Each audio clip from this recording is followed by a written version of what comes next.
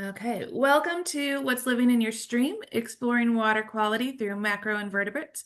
My name is Sarah Coles, and I'm the Executive Director of the Texas Children in Nature Network. Thank you so much for joining us today. We are recording today's session, so thank you so much for joining us. Please mute yourselves and turn off your cameras for the presentation to save bandwidth for our attendees, and for a clean recording, we ask everyone to turn their cameras off and mute themselves. I will be monitoring the chat so you can share your questions there, and I'll share them with our presenter. Please remember to keep your comments in the chat kind. April is running tech for us today. Thank you so much, April. As I said, we're recording the session. I'll share it up in a follow-up email in a few days. If you're uncomfortable with your name showing, you can change your name to anonymous and private message April with your name for our attendance. Also, if your Zoom name doesn't match the name you registered with, please change your name or let myself or April know. If you are in need of a certificate and we do not have your name, we will not be able to provide a certificate for you. And just a reminder, if you're needing a certificate, you will need to follow the directions in the email that you got with this Zoom link. I'm going to go ahead and do our land acknowledgement. Texas Children in Nature Network is headquartered in Austin, and as such, is in the ancestral and unceded land of the Tonkawa, Comanche, and Sana people. Our ongoing colonial presence on indigenous lands compels us to take action now to counteract the effects of colonization, and the work of Texas Children in Nature Network is one small step towards that work. And in just a minute, I'm going to put some links about those people groups in the chat. And now I'd like to go ahead and welcome our speakers today. We have Melissa Mullins from Baylor University and Dr. Kelly Albus with Texas Women's University. Thank you so much for joining us. They are also both board members with Texas Children in Nature Network, so we appreciate everything you do for us. So take it away. Thank you so much. Thank you, Sarah. So welcome again, everyone. And as Sarah said, I'm Melissa Mullins. I work at Baylor University. We're in Waco, Texas. I work at our Aquatic Research Center. And my co-presenter today is Dr. Kelly Albus, and she'll take over about halfway through. So I'll let her tell you more about her work when she takes over. So the title of our topic today is What's Living in Your Stream, Exploring Water Quality Through Macroinvertebrates. So let me get over to the right place.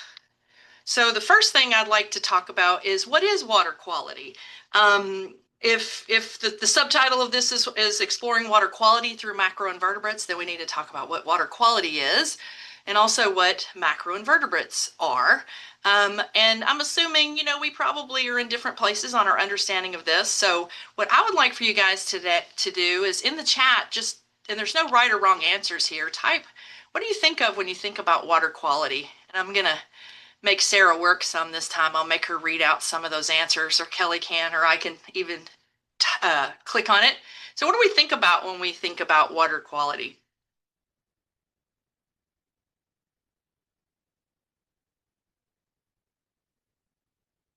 Anybody? I see Sarah's thing about the command. Oh, water quality clean. So April's saying she thinks about the cleanliness of water quality. Somebody else says drinkable. You can swim in it. That's very good. We've got no pollutants. No pollutants. Okay, healthy. All right. Healthy people and wildlife. Yeah. All of that's really good. Sorry, this is going, I don't know what I did there.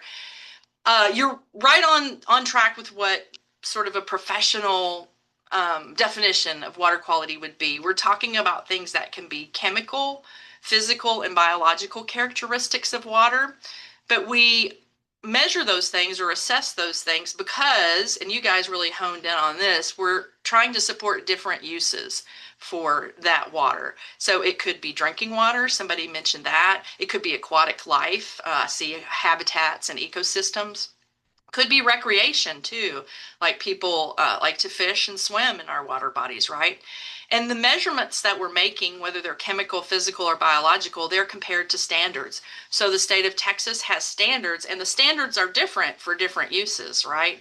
The standard we might have to have for the set of standards we might have to have for a water body that's going to be used for drinking water might be different than the set of standards that we might have for one that's not. And the set of standards that we have for a water body that we expect to support a very high aquatic life use. You can kind of see it in the background of this picture. It looks like a beautiful hill country stream. That might be a different set of standards than we would have for a water body running through the middle of a city that carries a lot of stormwater.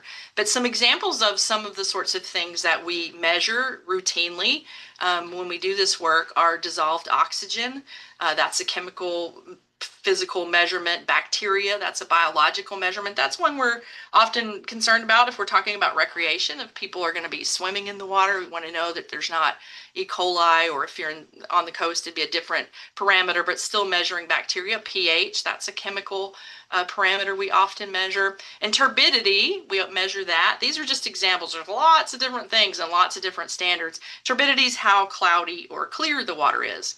So just kind of making sure we're kind of all on the page and what we're same page as what we're thinking about as water quality. And then what I'd like you to do now is let's have a little 5-second brainstorm about what you teach that's related to water quality. So again, I'm going to ask you to type in the chat. You can see I like this thing to see what you guys are thinking, and if you're awake and if you're paying attention. We say what water quality is. What do you teach that has to do with it? Maybe it's nothing at this point. That's fine. Maybe you're already teach a lot about water quality, but what is it that you do or teach that's related to this topic? You're here for some reason, so let's see. Use it, enjoy it, but don't waste it. Keep it clean and litter free. So talking about protection.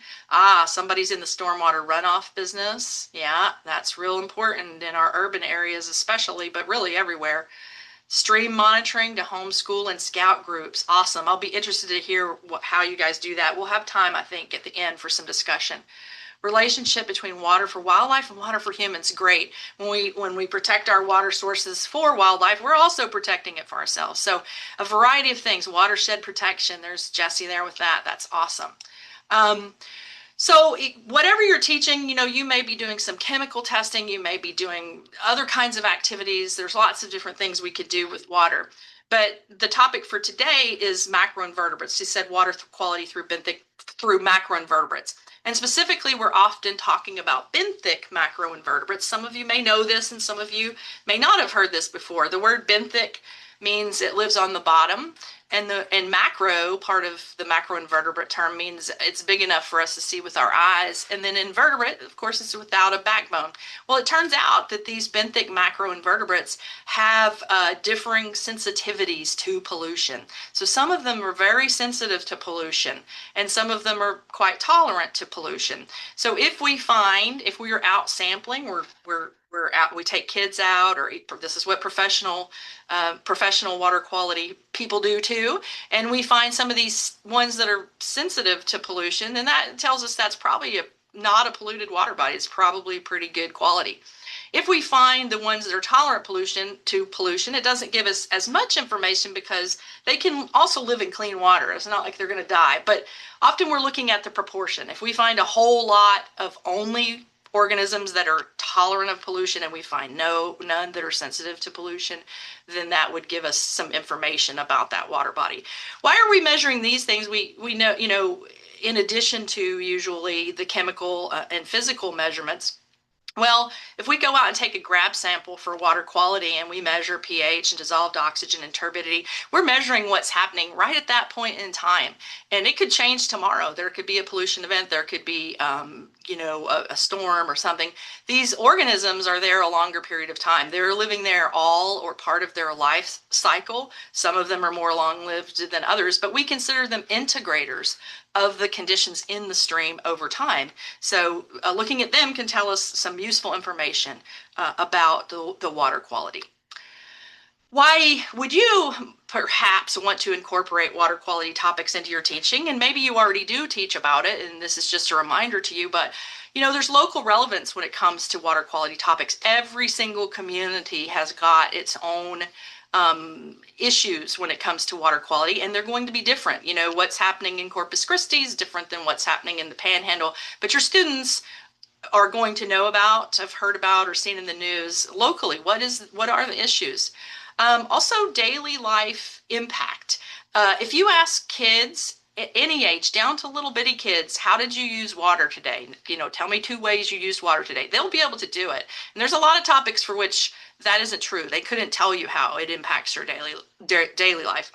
Many of the activities that we do when it comes to teaching water quality are hands-on, very hands-on. And then I call this real world science because it's very open-ended. If we go out and sample a stream, we can ask students to make hypotheses about what they're going to find or predictions, but we really don't know. And I don't know from one day to the next. I've been doing a lot of outreach right now, and yesterday I had an outreach event. Last weekend I had some outreach events because it's World Water Day time of the year, and I went to exactly the same site and I got different things a week apart, right? So it is really the way real science works.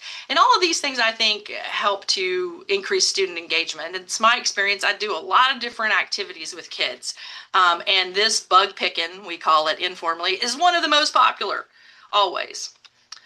How do you do it if you've decided, I'm going to do this? Maybe you haven't ever done it before, but you want to do it. Well, you can, if you're a classroom teacher, you can really just you can study benthic macroinvertebrates or macroinvertebrates and water quality in the classroom. There's lots of classroom activities to support that.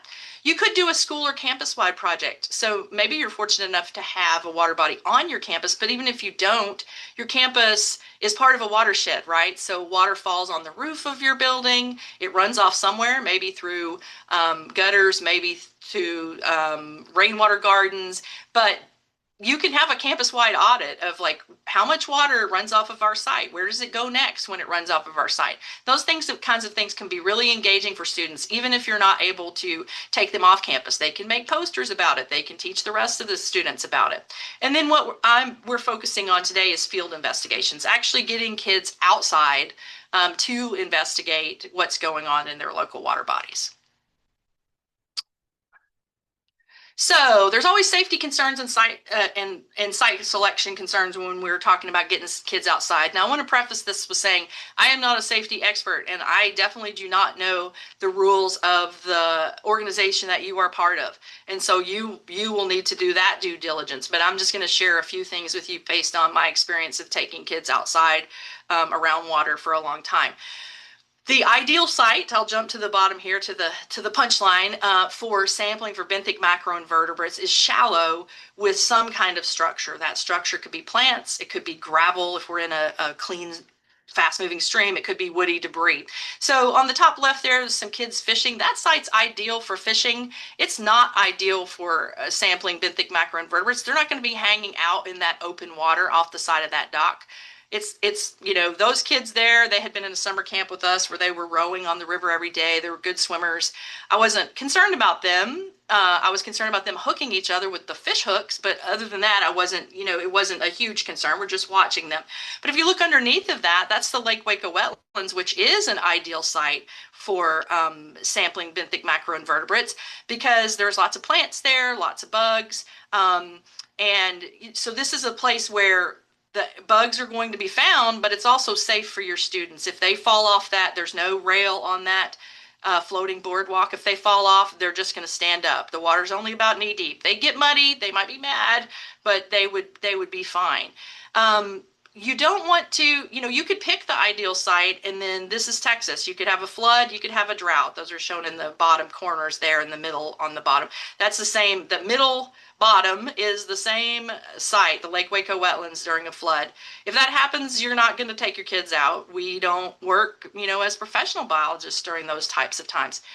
Lots of concerns, middle top there about algae, and especially here about toxic algae, or the brain-eating amoeba in the summertime. We'll hear about that. And those things are serious health concerns, of course, when they happen. But for the most part, when you're talking about toxic algae and you hear about dogs getting sick, dogs go in the water when there's an algae bloom, a toxic algae bloom, and then they're getting it all over their whole body. They come out and they lick themselves all over. They ingest a lot of that toxin. So I always tell teachers, don't let your kids, obviously they're not drinking the water. Don't let them eat the algae, right? Wash your hands after you are in the river. I'd be more concerned looking at that site. The green algae's not any human health concern.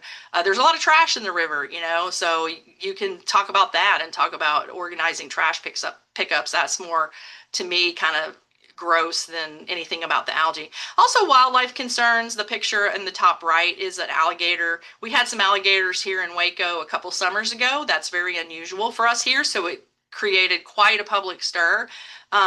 They're gone now. I don't know where they went.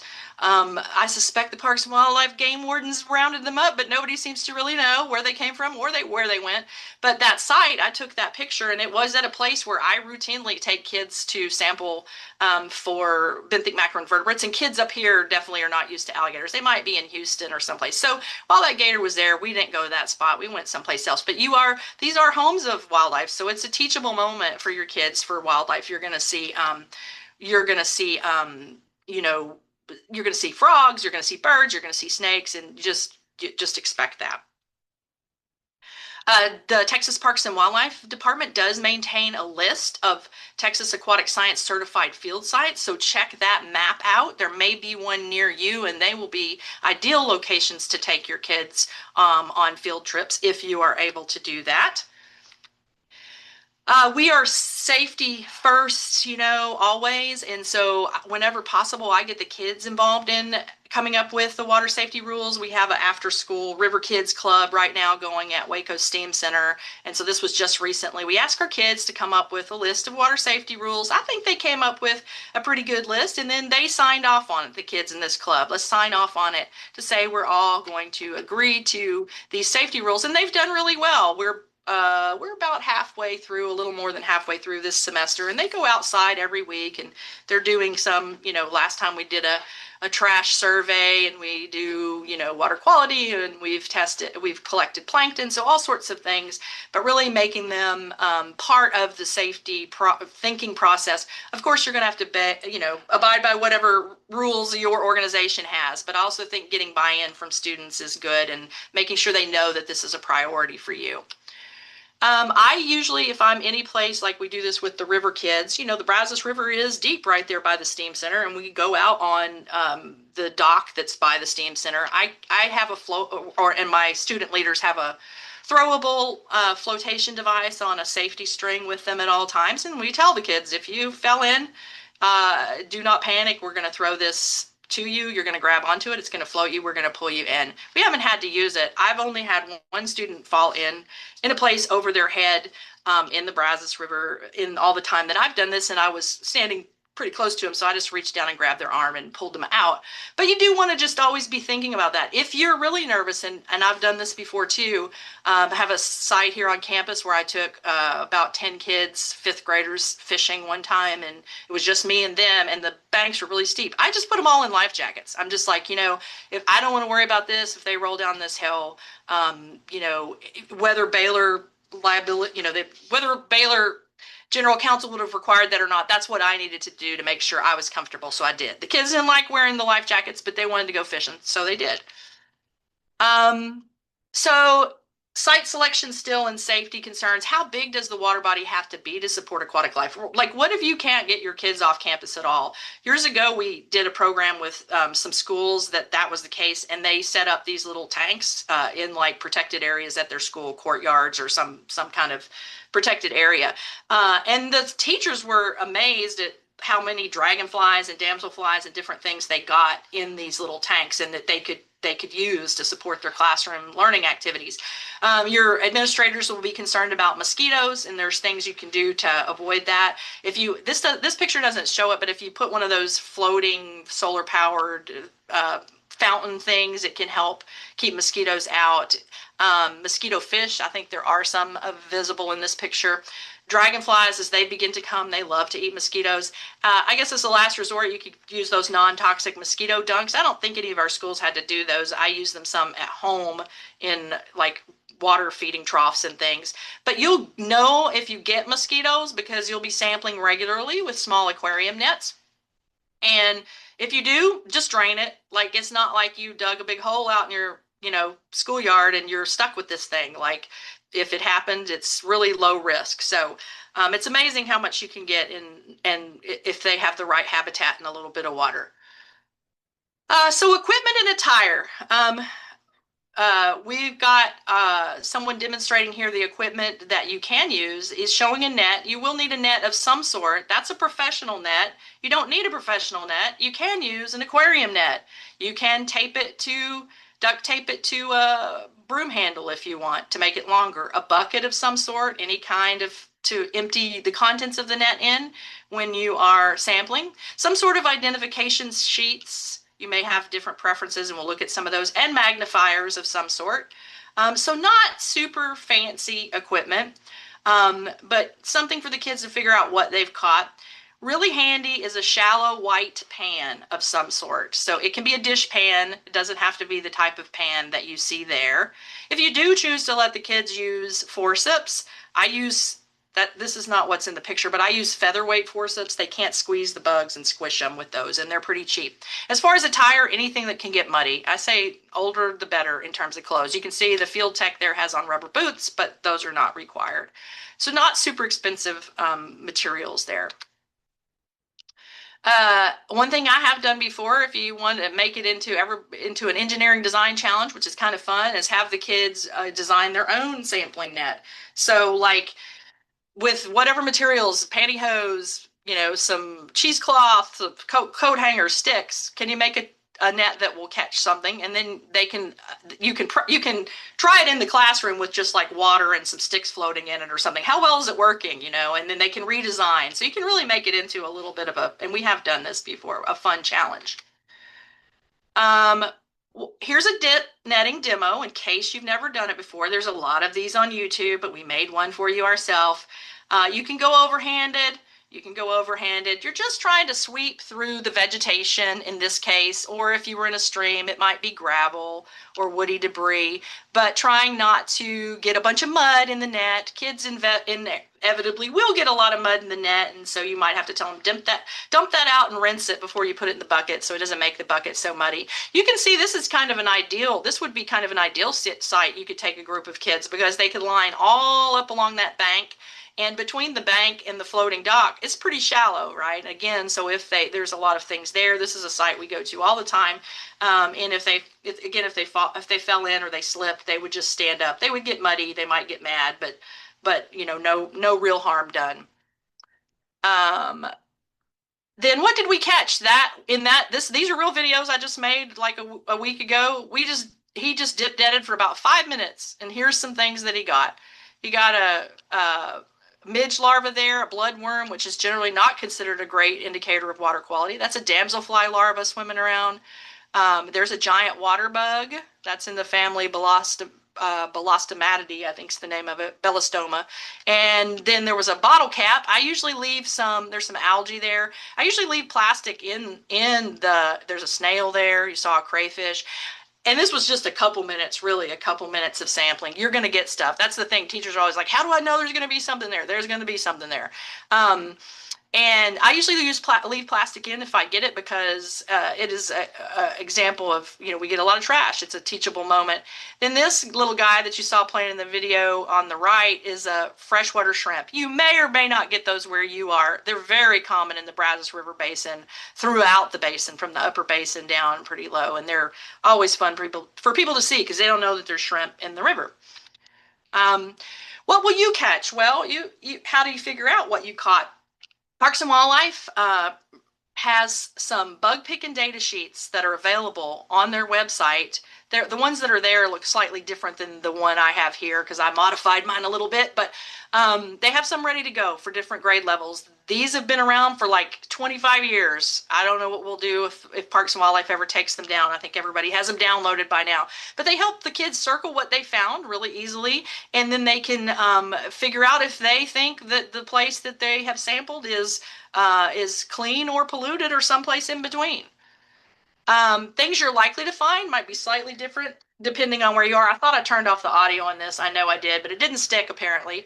But odonata, dragonflies and damselflies, They're larvae. They spend a good part of their life in the water, and you're very likely to find them. These are recent pictures, like just this week. You're very likely to find them where you're at, in different parts of the state, or even different parts of the country or world.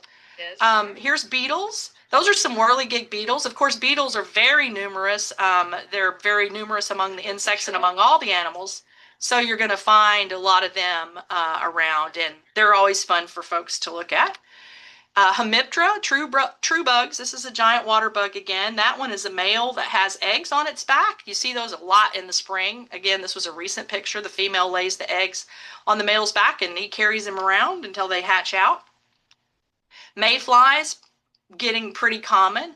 Kind of look, sometimes people think they look like damselfly larvae, but they often have gills all down their sides there that are real visible. They have a slightly different appearance. Crayfish, kids love it when we get crayfish, and we often do. They're invertebrates, and they live on the bottom, and they're macroinvertebrates. Aquatic snails, different forms. We get coil snails, pouch snails, different ones in the river. And then, of course, the freshwater shrimp. As I said, you may or may not be likely to get that. They're real common around here, and they're fun, but you may get some other things as well. Freshwater mussels, if you find a live one, of course, you want it to go back in the water as quickly as possible. They're a group that is of conservation concern, many species, not all species. Some are super common. But you'll also find empty shells often, which are cool for kids to look at.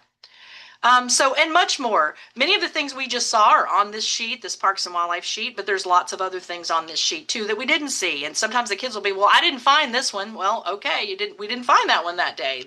And sometimes they'll find things that aren't on the sheet. If they can figure out what it is, let's write it in on the sheet, right? Here's just some pictures from different events we've done. We've done this lots of times with kids in all age groups. And as I say, it's the most engaging activity, I think, that we do of all the activities we do. Where do you find classroom activities? I love Project Wet. I also love Project Aquatic Wild. And there's lots of available online, and they have activities that support benthic macroinvertebrate sampling and water quality projects in general. There's lots of available online data, Texas-specific resources from Texas Stream Team, Keep Texas Beautiful, the Texas Water Development Board, your local river authority. I'm sure there's others I'm forgetting, and you guys are welcome to share those in the chat, your favorite ones. I think information sharing is awesome. This is a free Texas-specific resource, a guide to freshwater ecology, and I use this all the time. It's from the Texas Commission on Environmental Quality. It has also been around for about 20 or 25 years, but they keep updating it and making it re-available. You can get it through Take Care of Texas now. You can get a free PDF download. At one time, teachers could also order like up to 5 or 10 copies, paper copies for free, shipped to them, and that may still be the case. I haven't ordered it in a long time, but it's a great guide. It has great drawings and keys of these benthic macroinvertebrates, plus everything else you might want to teach about freshwater ecology. Easy to use keys and IDs. I don't tend to take like that book out in the field, or obviously a PDF out in the field, but I do tend to take this guide right here, which has been around again a long time. University of Wisconsin put it out, and what I like about this is I can print it off poster size and laminate it and take it out in the field with me. And most kids are going to or adults are just going to, if they're trying to figure out what something is, they're just going to look on this sheet and they're going to go, oh, it looks like, a giant water bug. And I'll be like, yeah, or it looks like a water scorpion. Okay, yes, you're correct.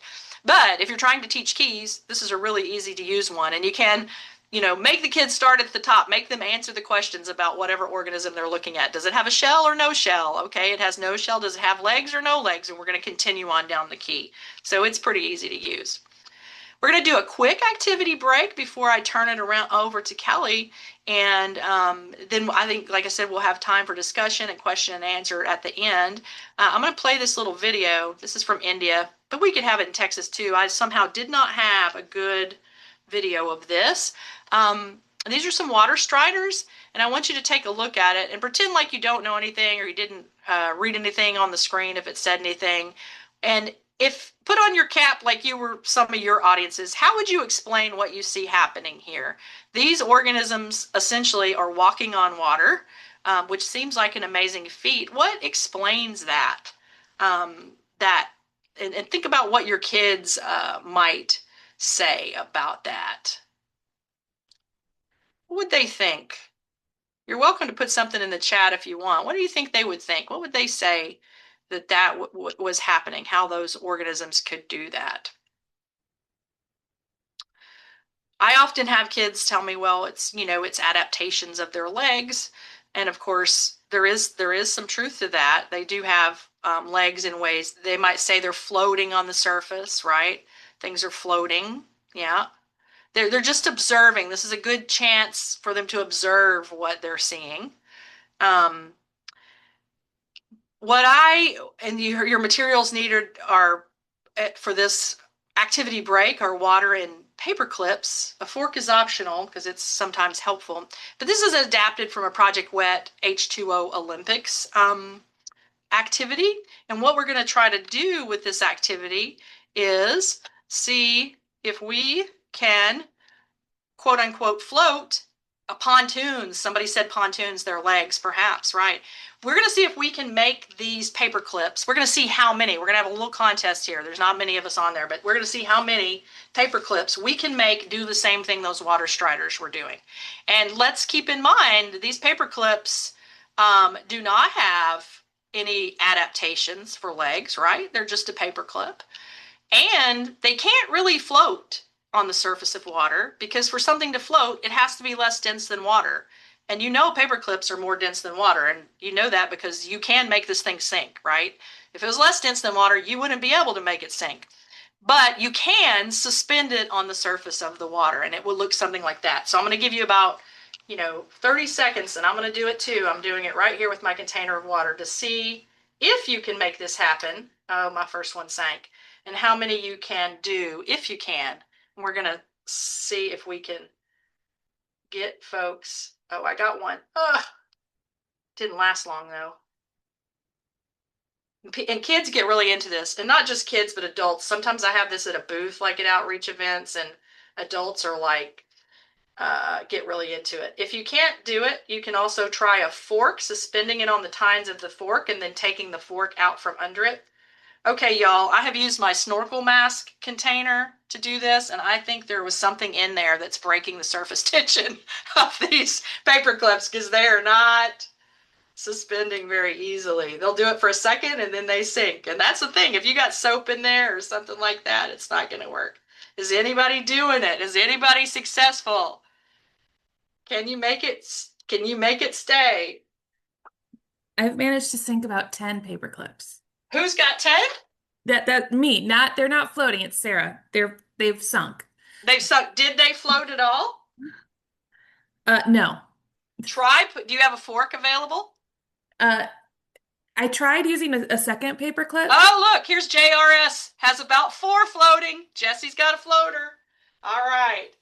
So good. So it is possible to do it, even though these are are more dense than water, right? And they're going to sink.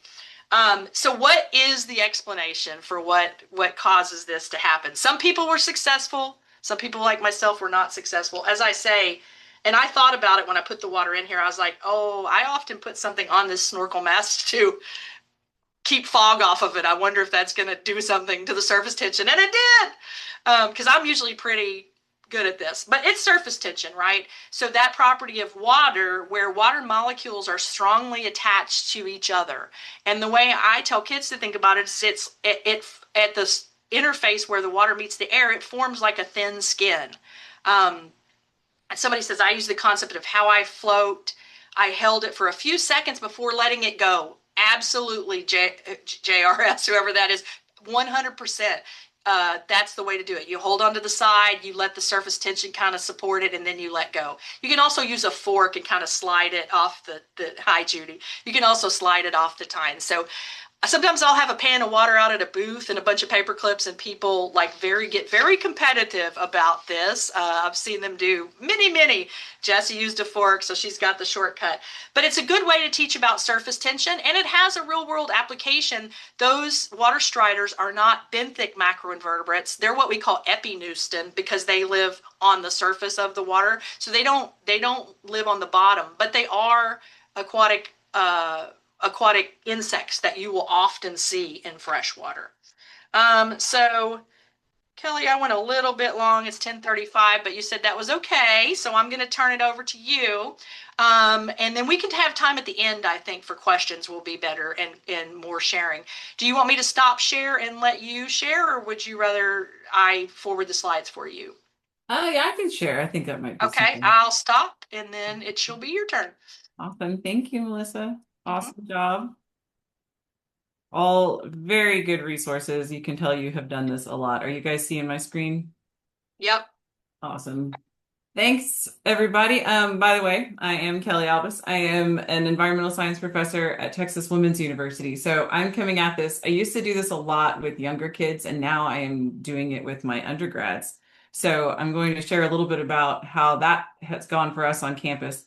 And also, I want to say that we did the surface tension thing in class, and we used paper towels under the paper clips, and the paper towels will eventually sink and the paper clips stay. So that was another trick we use. But I wanted to talk a little bit about how macro sampling can be something that doesn't have to be at a river or at a lake or at a really big body of water at all. We have a short class, and a lot of our students don't have transportation. So we are doing a lot of this just walking around campus. And so that's what my macro experience was last week. And I just wanted to share some interesting insights from that. Also, I wanted to share this AI generated picture of macroinvertebrate sampling because I thought it was really interesting what tools it thinks you use for that, which are nothing I've ever seen. But this is my students when we were out macroinvertebrate sampling last week. And it's a very different set of students than when you do it with the young folks. You can see that it's very hard to get them close to the river as opposed to keeping them out of the pond. They're more likely to have never done anything like this, not really sure they want to get their hands dirty. And I find it really important to put them in groups to where maybe only one of them has to actually get in the water and the rest of them can stay back with their hands clean and their clothes clean to get, on with their lives after this. So that made everybody a lot more comfortable because there were always a few people who were, yes, let me get the hands on the bugs. And then there were always a few people that were like, I don't do this. It's like, okay, that's fine. There is still a lot to learn. And I will say that even the ones that were very much hands off, absolutely by the end of it, were into it and really getting excited. I agree with Melissa that this is probably one of the most engaging things that you can do as far as water or sampling of any kind. This is always fun for everybody and they get really excited. They also, I think it helps people understand that there's things in their stream that they had never even considered. Doesn't matter where you go, doesn't matter what you do, there is life in water. And I feel like that was one of the really cool experiments for us. So this was us at a pond on campus. And this was the pond. It's called a Texas pond, and it's kind of a manipulated pond. They fill it with water. It's got a bunch of turtles in it that are way too friendly. They have received a lot of food. So they come when you show up. They flock to you for Cheetos. So this is by no means a natural pond, but yet this was one of the best places that we had to sample on campus. And I actually brought my daughter. This is my daughter here. She's 11. And I brought her to the class. And if it weren't for her, we wouldn't have had such a cool experience because she actually walked over and did sampling at this little pond right here, which is not even a pond. It's like a dry fountain that filled with some water. And it's full of duckweed and it's not connected to any other waterway. It's just kind of sitting there. So she just kind of went to go see what was in there, and she ended up finding more pollution sensitive critters in that pond than in the big pond that was, had more fish and wildlife and turtles and lily pads and all of that. This is her findings from the bigger pond and then from that little manipulated pond, which was shocking. And this was really cool for my students because they got to use the critical thinking skills to try to figure out why would it not at all match what you would imagine, because this was by no means a healthy stream. This was a very controlled environment. And the conclusion that we all came to after discussion and back and forth and really examining the water sources, what happened in this pond, we decided it was the lack of predators that was in this little area that they just felt safe enough to go and lay their eggs and, hatched out. And this controlled environment turned out to be a little bit better for the macros than the place that was full of turtles that get well fed. So that makes a lot of sense. And also, it was a very cool experience for the students because it shows them that what you expect to find is not what you always find. And that is an incredibly important field research lesson to learn, because I feel like at the undergraduate level, a lot of my students have not had a chance to fail. In class, you are given prescribed lessons that usually go according to plan. And so when you get into the real world of science research and you find that it doesn't work like you planned, considering like a lot of them just feel like, well, that's it. I messed up. I give up. And that is actually the entire process of science, is learning from failure. And so having them understand that we go in there with one expectation, but we find something else, and that is still a good, valid finding. And it also teaches us a lot. That experience, I think, was really key. And also a really important part of macroinvertebrate sampling, because you're doing it in your own backyard or your own pond or your own home, and you're learning a little bit more about your own landscape, which is, I think, one of the really important parts of this. Is it's teaching you self-efficacy and also critical thinking skills. And so it's like an exploration that you actually get to go on from beginning to end with no idea what you're going to find. And I think that that's one of the most exciting things about macros. But now my big push in my career is of my research and my passion in general is citizen science. So how many of you guys have heard of citizen science? Show of electronic hands. If you can tell me how many of you are familiar with citizen science. I'm guessing from this group, most of you have at least heard of it. Maybe you use it. Awesome. Yeah. And I'll tell you, in a lot of the presentations I give, it used to be almost none, and now it's about half and half. So I think we're getting there, but this is an unusually knowledgeable group. So I won't spend too much time explaining what citizen science is, but I will touch on some of why I think it's so important to include citizen science applications and tools in the work that you're doing. Citizen science is about, I like the California Academy of Science has a citizen science toolkit that I like. And they also have some really cool definitions of it, because there's researchers in citizen science trying to understand how we do it, how it can have the most impacts, what it can do to change science in general, because in this day and age, the democratization of science, or bringing science to everyone, is so crucial for keeping science alive, that we have to really understand how to make it more inclusive and more accessible. And that's what citizen science does. It's about observing, questioning, planning, analyzing, and then ultimately communicating. And so every citizen science project that you are a part of, it is for non-professionals without a degree or a certification to participate in ongoing scientific research. And when they do this, we want to share these findings. It's really the critical part of citizen science that it has some sort of public-facing database. That is what makes it useful, and also useful for research, and also useful for, like, in the case of, say, iNaturalist, there are thousands of peer-reviewed publications that have come from this kind of crowdsourced data that comes from all over the world. It can be translated and used as needed because the data itself is publicly accessible, which is a big key to citizen science and what makes it different than traditional science research. So everything that I'm showing you is embedded in the slides. So all of these links will be available when the slides are shared with you later, but we can also put them in the chat as we go, making more work for you, Sarah, sorry. But one of the really cool projects that citizen science that has a macros bent is the Leaf Pack Network. The Leaf Pack Network is from the Stroud Water Research Center, and the Stroud Research Center has an incredible amount of resources for water quality monitoring and testing and sharing and education. So I highly recommend you check out Stroud Research Center if you haven't already. But the Leaf Pack Network, what the Leaf Pack does is that there's materials that you gather and then put it in a stream. It's like a pack of leaves that you put in a stream and then leave it there. And then you come back and you monitor your leaf pack, or a rock pack, for example, is a new one that they've got. And what it does is it basically guarantees that you can find some macros, and that those macros are going to be, usually they're a little bit more representative because it's been there a little bit longer and they have a home that they can come to, so that there's a kind of diverse group in your leaf pack. And so it's a way to kind of guarantee you're going to have some findings, because sometimes you go to a stream and it's really maybe the wrong time of year, or maybe it wasn't a great place. Or like Melissa was saying, wide open water isn't always the best place to find benthics.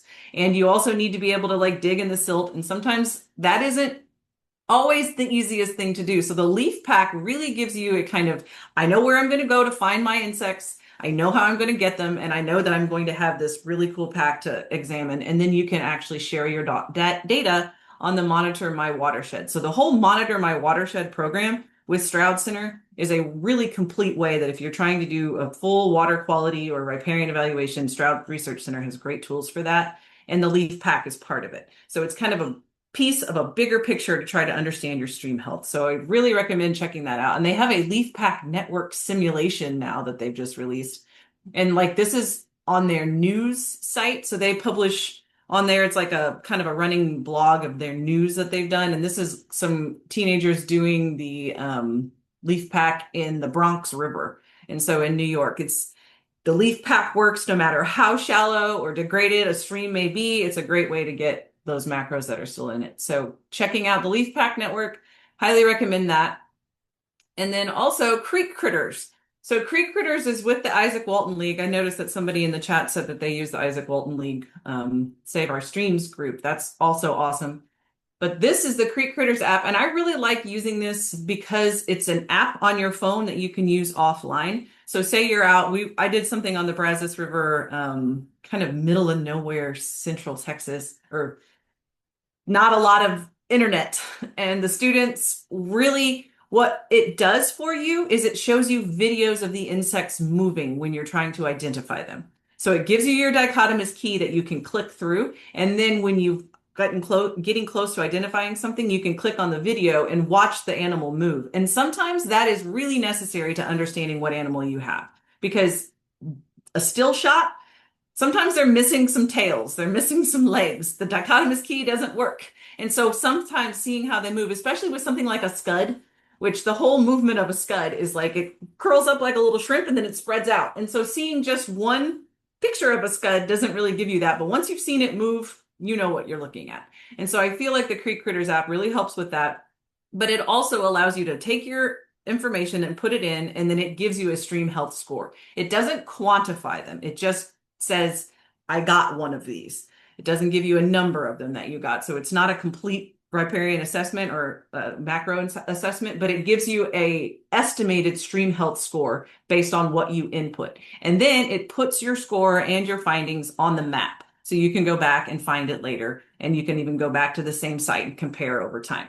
And so you can also look and see what other people have found all over the country. So it's a really cool way to do it as a group offline and then see your little dot appear, which is really awesome for the students to be able to see their data appear on a public database. They can tell that they've contributed and they know they've made a difference.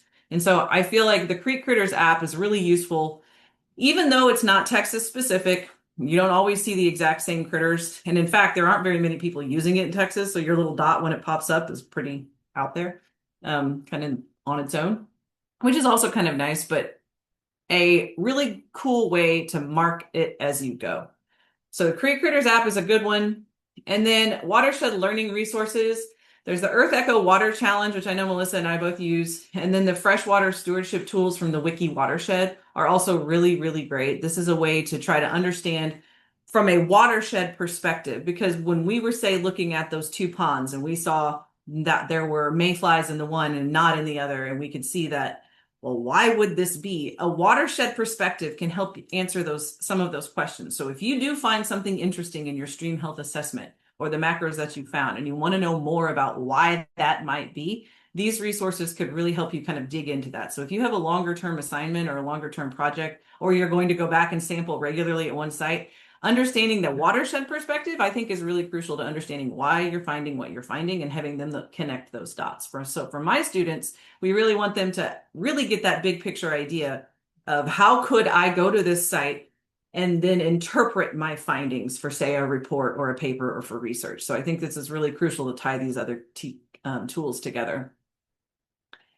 And then also there's the Texas Stream Team. They have aquatic macroinvertebrate resources. This is some of the ones that you can find on there. They have a bug picking sheet that's got all of the teaks alignment already.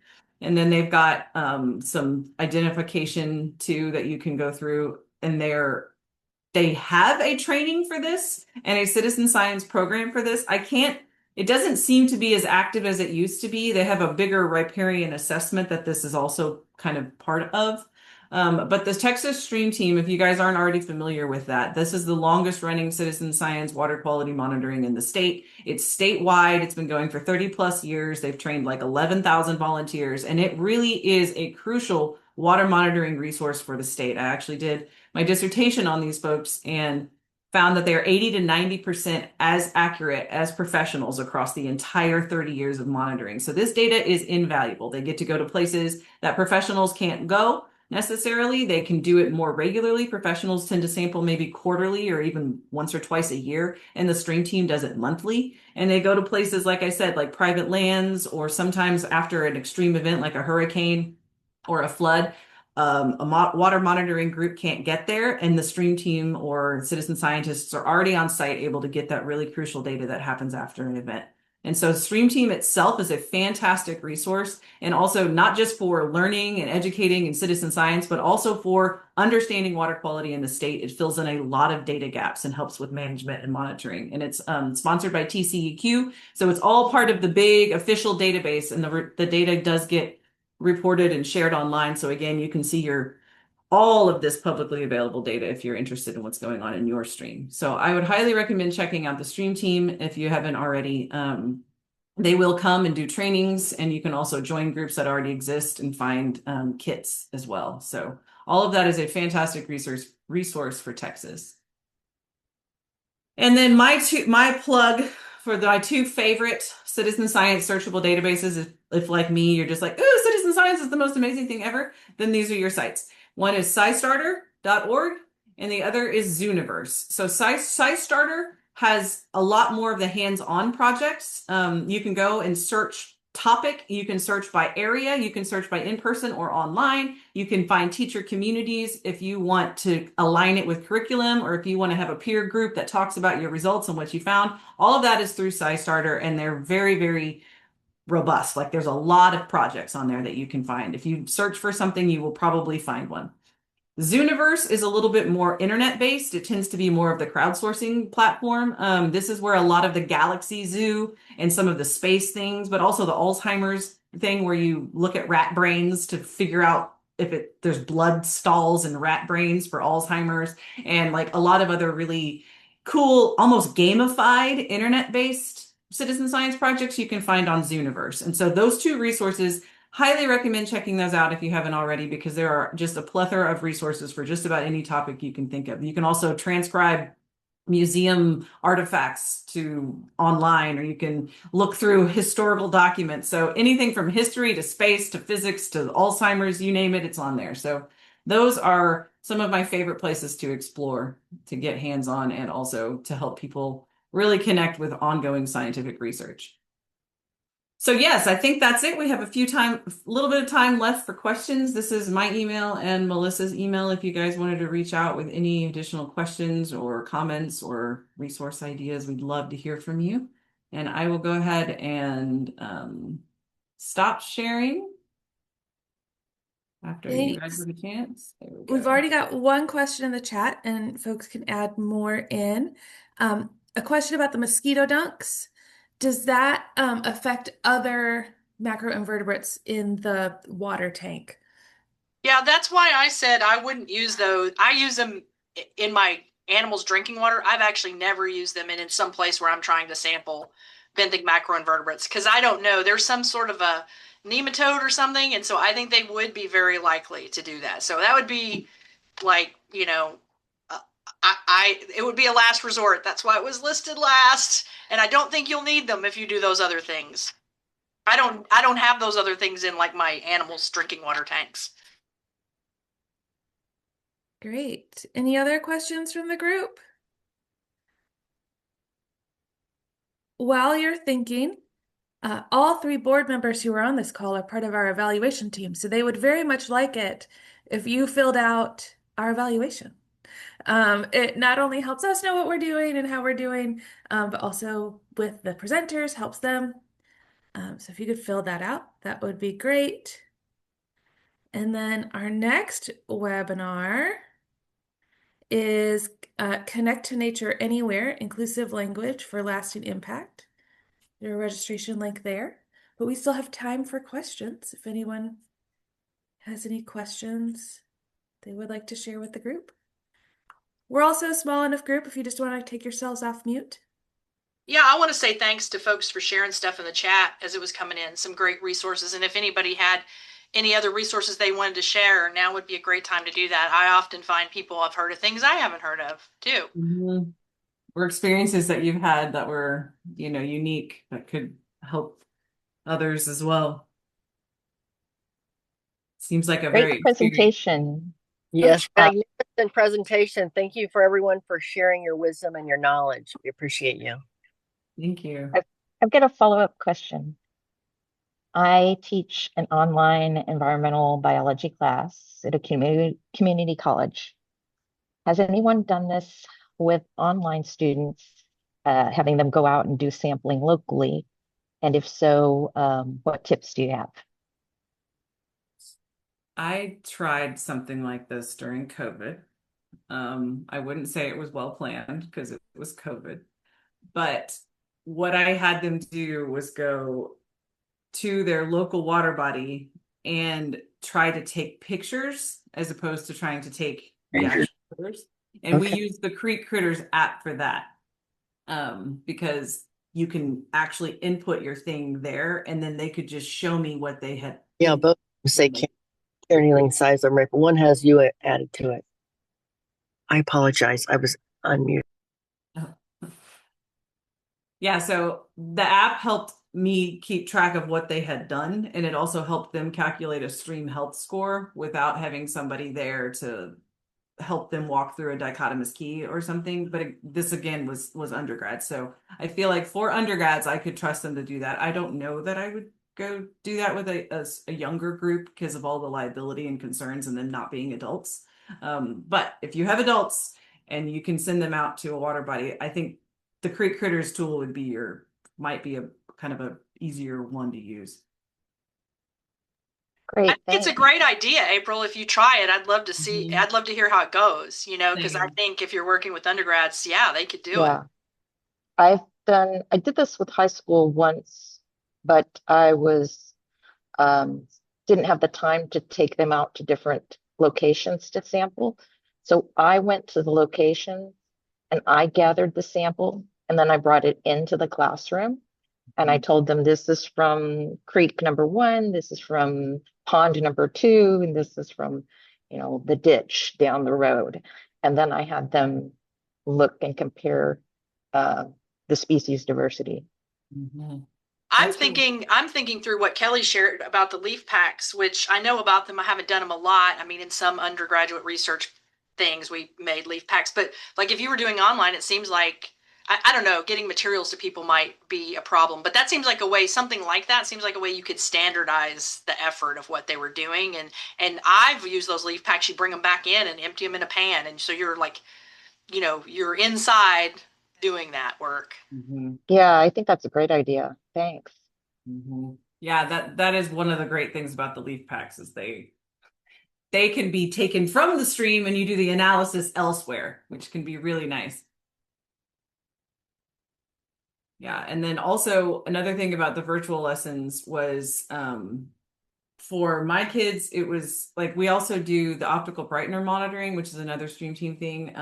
And I've had to get them, so making sure they have their GPS turned on their phone. So when they take the photographs, I made a survey myself to where they uploaded their stuff to my survey and it was automatically GPS located so we could make a little map about what they found. So depending on your interest in building your own map, but that is really a way to make it standardized for my students. So they would just go take this picture with this thing and upload this information that I told them into my survey. And then when they came to class, we pulled up all of their pictures, their data, their location point, and then we got to talk about it ourselves too. So if that's something you're interested in, making sure to turn on that GPS.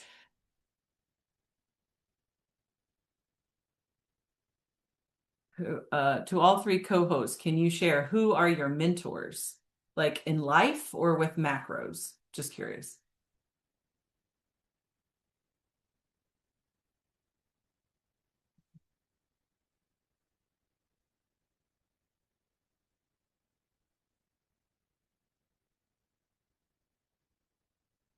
Macros. Oh, okay.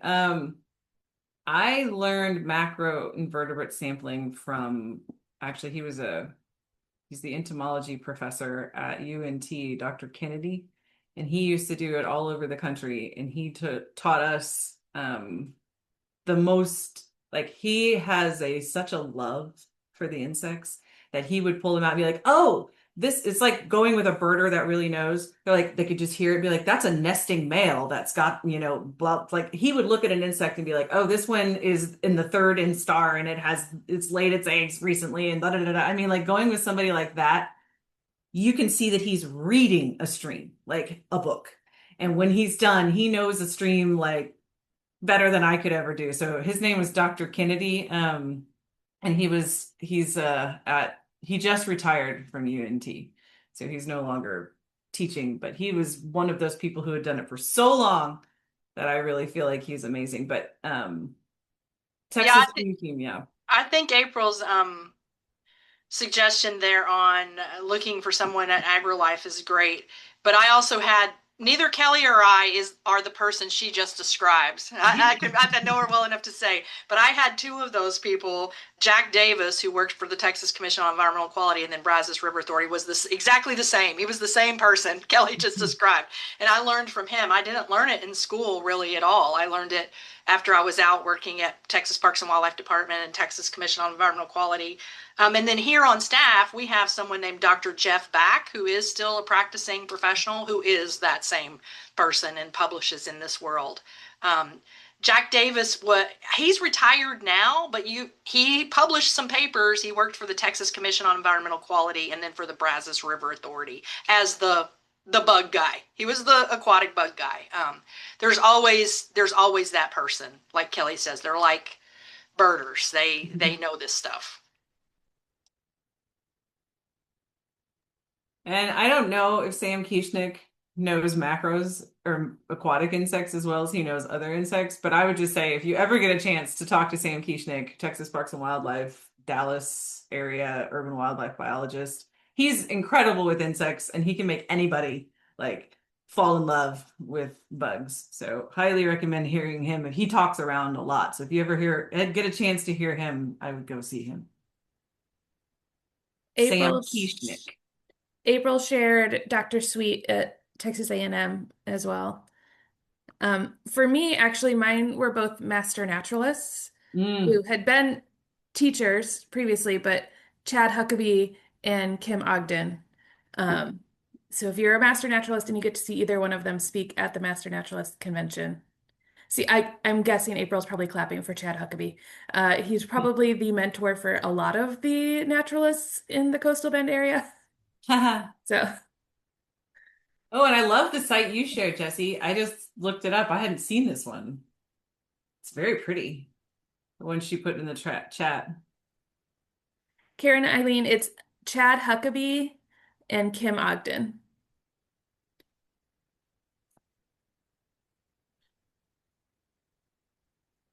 Yeah, I like that too, Jesse. I think I have seen it before, but it's been a while and I had forgotten about it. It's very nice. Well, if I may share, I appreciate you. This is Karen Elaine.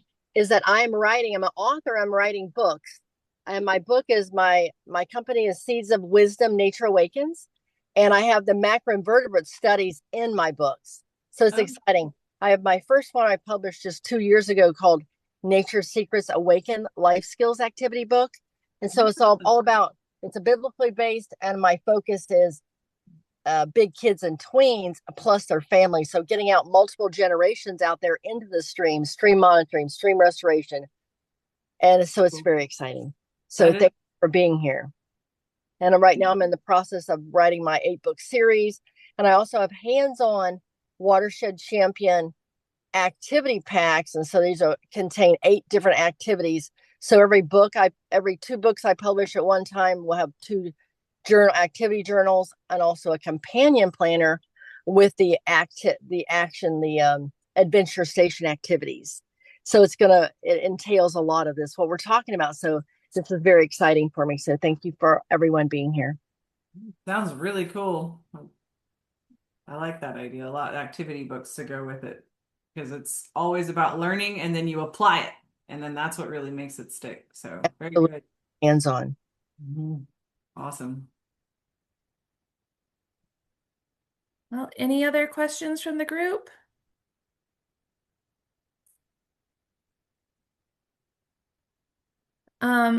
People comment about the water smelling. How do you explain that? Well, that is if you're doing like a riparian evaluation or you're even doing Texas Stream Team, the smell is something you write down in your Field observation. It is a field observation. And if you can describe it as sulfurish or, decaying matter, trying to identify the smell, that can really help because a lot of the times if it is a sulfuric smell or something like decaying matter, then it could be bacteria. It could be something to do with like the algae decaying, and it really can impact biologic oxygen demand and the DO in the water because a lot of the times the decaying uses up oxygen and it can cause things like die-offs. So smell is key, and trying to understand what kind of smell it is, it's important, but it's really more important to note it because it will change seasonally and it will change after a heavy rain event. Sediment can stir up because E. coli, for example, settles into sediments, and every time that it has a hard rain, you may stir up a lot of that. So it could be a temporary thing that will then settle again, but it does tell you about sort of the longer term conditions of a stream too. So can't tell you exactly what it is until I've smelled it and seen some of the other conditions around it, but it is an important thing to note. Hopefully that helps answer your question. It's a field observation. Treat it as data is what I say. Yep. Absolutely. And if it's coming out of your drinking water, that's an entirely different thing. You need to report that. Yes, we're talking about Yeah. Thank you for that clarification, Kelly. Yes. Drinking water is a whole different category. Oh, cool. Thank you for the information, Karen Elaine. Hey, any other questions? Well, thank you so much, Melissa and Kelly, for presenting today. Really appreciate your time. Just a reminder, if you're needing a certificate, follow the directions that were in the email that gave you this Zoom link. And we will see y'all next time. Thank you so much. Thanks, everybody. Thanks, Sarah and April. Thank you. God bless.